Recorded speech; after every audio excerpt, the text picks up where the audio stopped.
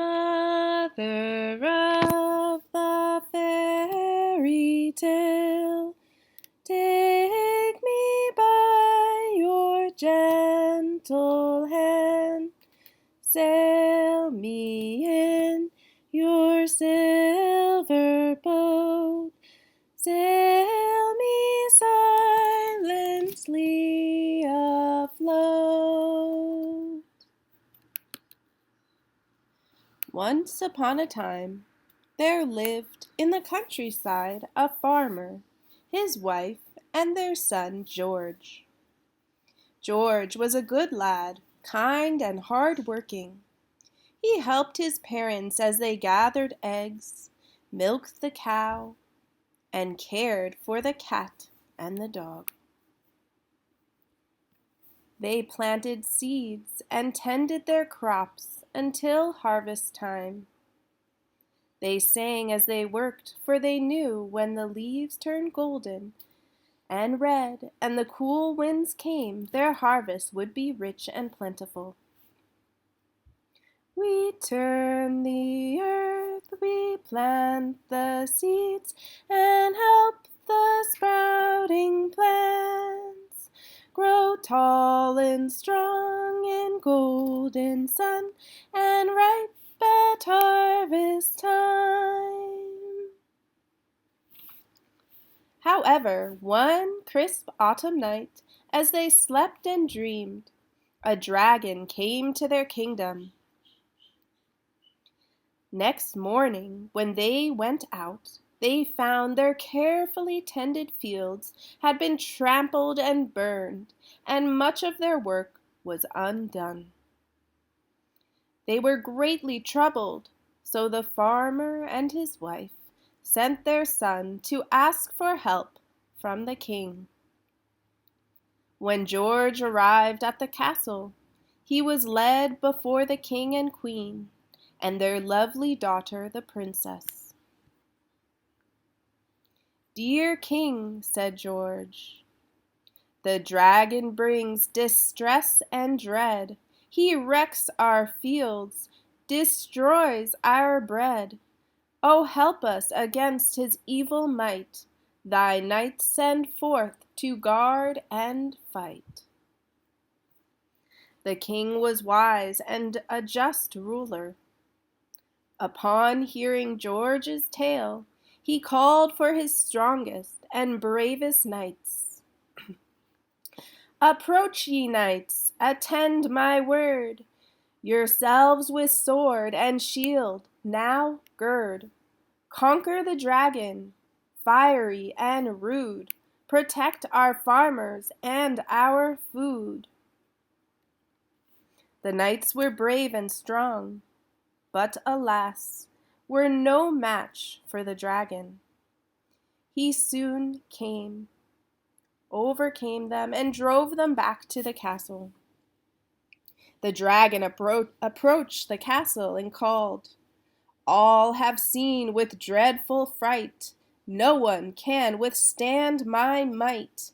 The king's daughter give me to take, or town and tree and barn I'll break."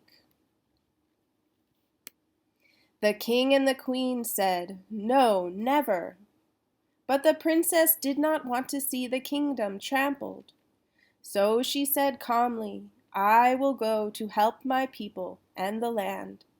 She walked courageously out of the castle and went with the dragon to his cave. All of the kingdom was filled with sadness at the loss of their princess. Now George, the farmer's son, would have gladly risked his life to save the princess and the kingdom, but he did not feel strong enough to meet the dragon. So that night, before he went to sleep, he asked in his prayers for help. During the night, the archangel Michael, gleaming golden and bright, came to him and said, "Now listen, George, to what I say. The dragon you shall fight today. I know your heart is brave and true, courageous, strong in all you do. I shall be standing by your side when you against the dragon ride. I give you a cape of light to give you courage, strength, and might. Seek the sword you will need from gnomes of old who will lead you to an ancient cave below where a sword of gold does glow. George arose and went at once to the king to tell him his news. The king gave his blessing and told him where to seek the gnomes in the mountains by following the falling stars. George found the cave and asked the gnomes for their help. The gnomes asked him, "Are you worthy?" "I am worthy," said George. "Are you willing?" "I am willing," said George. "I have the head, the heart, and the hands to do the good, the right, the kind, and the true. But who will give me the tools I need? A crown? A shield? A sword? And a steed?" The gnomes brought forth a sword that they had forged from the iron of the stars and the iron of the earth. It was glowing as they gave it to him. They gave him a shield for his heart and a steed for his travels. George took them, and off to the dragon's cave he went. There the dragon appeared with flashing eyes and fiery breath.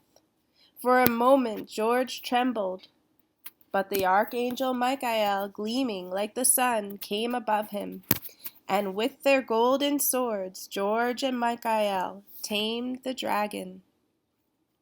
The princess was set free, and the whole kingdom was rejoicing and singing. Michael, hero of the sun, give us your sword, the battle has begun. Teach us to listen and to speak, O Michael, hero of the sun.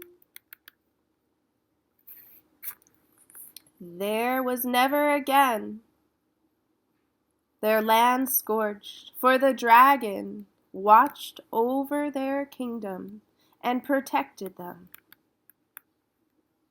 And if things have not changed, they are still that way today. Snip, snap, snout. My story is told out.